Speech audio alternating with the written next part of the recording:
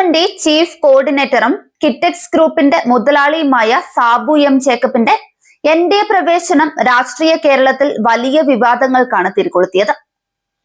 ED അന്വേഷണത്തിന്റെ സമ്മർദ്ദം മറികടക്കാനുള്ള രക്ഷപ്പെടൽ ശ്രമമാണ് NDAയിലേക്കുള്ള പ്രവേശനമെന്ന ആരോപണമാണ് നിലവിൽ ശക്തമായിരിക്കുന്നത്. കോടികളുടെ വിദേശ നിക്ഷേപവുമായി ബന്ധപ്പെട്ട ഫെമ ചട്ടലംഘന കേസിൽ സാബു എം ജേക്കബിനെതിരെ ED അന്വേഷണം പുരോഗമിക്കുന്നതിനിടെയാണ് 2020 BJPയുമായി കൈകോർക്കുന്നത്. ചോദ്യം ചെയ്യലിന് ഹാജരാകാൻ ED 3 തവണയാണ് നോട്ടീസ് നൽകിയത്. ഇതിലൊന്നും സാബു നേരിട്ട് ഹാജരാകാതെ ചാർട്ടേഡ് അക്കൗണ്ടിനെ മാത്രം അയച്ചത് അന്വേഷണം കടുപ്പിക്കാനിടയാക്കി. സാബു തന്നെ നേരിട്ട് ഹാജരാക്കണമെന്ന ED നിലപാട് കടുപ്പിച്ചതിന് പിന്നാലെയാണ് NDAയിലേക്കുള്ള സാബുവിന്റെ പാഞ്ഞുകയറ്റം നടക്കുന്നത്. KPCC vice president VP Sachindran കടുത്ത വിമർശനമാണ് സാബുവിനെതിരെ ഉന്നയിച്ചിരിക്കുന്നത്. ഭീഷണിക്ക് മുന്നിൽ വഴങ്ങിയാണ് സാബു NDAയിൽ ചേർന്നതെന്നും EDയെ BJP രാഷ്ട്രീയ ആയുധമാക്കുകയാണ് എന്നതാണ് സചീന്ദ്രന്റെ ആരോപണം.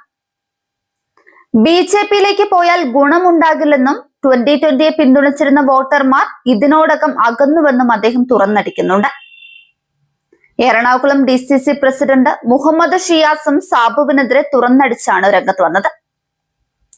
EDയെ പേടിച്ചാണ് BJPയിൽ ചേർന്നതെങ്കിൽ അതിൽ പരം നാണക്കേട് മറ്റൊന്നില്ല എന്നും ED നോട്ടീസ് പേടിച്ച് നിലപാട് മാറ്റുന്ന ഒരാളിന് രാഷ്ട്രീയ ധാർമ്മികതയില്ല എന്നുമാണ് ഷിയാസിന്റെ പ്രതികരണം.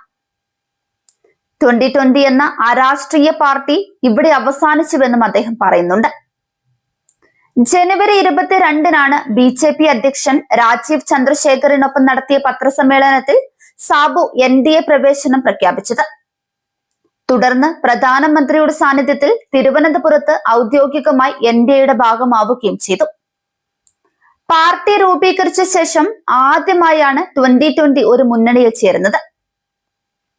തദ്ദേശ തെരഞ്ഞെടുപ്പിൽ 2020 നേരിട്ട കനത്ത തിരിച്ചടിയും ഈ നീക്കത്തിന് പിന്നിലെ രാഷ്ട്രീയ നിർബന്ധമായി വിലയിരുത്തപ്പെടുന്നുണ്ട്. 4 പഞ്ചായത്തുകളിൽ ഉണ്ടായിരുന്ന ഭരണത്തിൽ നിന്ന് 2 പഞ്ചായത്തുകൾ നഷ്ടമായി. ജില്ലാ പഞ്ചായത്ത് ഡിവിഷനുകളും ബ്ലോക്ക് പഞ്ചായത്തും കൈവിട്ടു. എന്നാൽ BJPയുടെ വികസിത രാഷ്ട്രീയമാണ് NDAയിലേക്ക് ആകർഷിച്ചത് എന്ന സാബുവിന്റെ വിശദീകരണം രാഷ്ട്രീയ വൃത്തങ്ങൾ പൂർണ്ണമായി തള്ളിക്കളയുകയാണ്.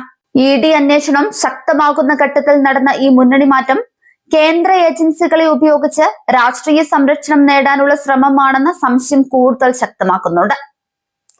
തദ്ദേശ തെരഞ്ഞെടുപ്പ് വരെ ഒറ്റയ്ക്ക് നിന്ന 2020 ഒരു സുപ്രഭാതത്തിൽ BJPയുടെ സഖ്യകക്ഷിയായി മാറിയതോടെ രാഷ്ട്രീയ നിലപാടില്ലായ്മയും അവസരവാദവും തുറന്നു കാണിക്കുന്ന ഉദാഹരണമായി ഈ NDA പ്രവേശനം മാറിക്കഴിഞ്ഞു.